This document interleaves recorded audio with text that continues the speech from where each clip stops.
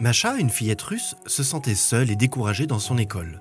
Du moins, jusqu'à ce que sa mère lui offre la possibilité de s'inscrire à l'école chrétienne de Zaoski, en Russie, une école primaire adventiste proche de chez elle.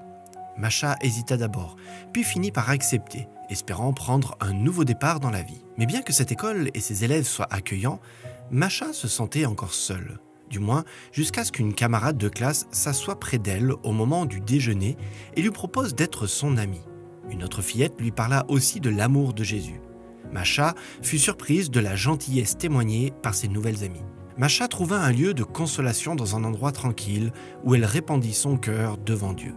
Ce fut un tournant dans sa vie lorsqu'elle se rendit compte que Jésus est son sauveur et son ami. Elle devint plus active dans son travail scolaire, sachant que ses camarades de classe l'aideraient et la soutiendraient. L'école chrétienne de Zaoski est devenue une lueur d'espoir pour de nombreux enfants. Grâce à son travail, quelques-uns de ses élèves ont pris conscience des réalités spirituelles et de l'amour de Jésus.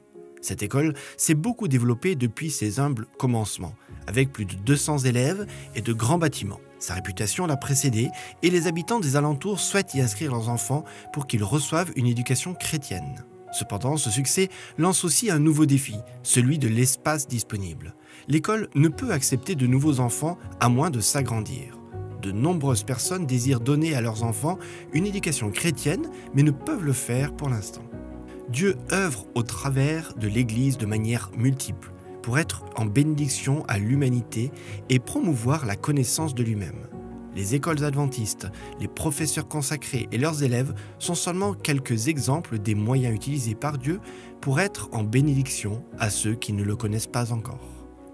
Chaque fois que vous répartissez votre offrande telle qu'elle est suggérée par le plan des offrandes combinées, elle aussi œuvre de manière multiple en étant en bénédiction à l'humanité sur une grande échelle. Ce système de répartition des offrandes a été conçu pour qu'ensemble nous puissions faciliter la tâche de l'Église dans sa prédication du mandat évangélique impliqué dans les messages des 3 anges. Ce mandat nous ordonne d'apporter l'évangile éternel non dans un seul endroit, ni par un seul projet, mais aux habitants de la terre, à toute nation, à toute tribu, à toute langue et à tout peuple, en lui invitant à craindre Dieu et à lui rendre gloire.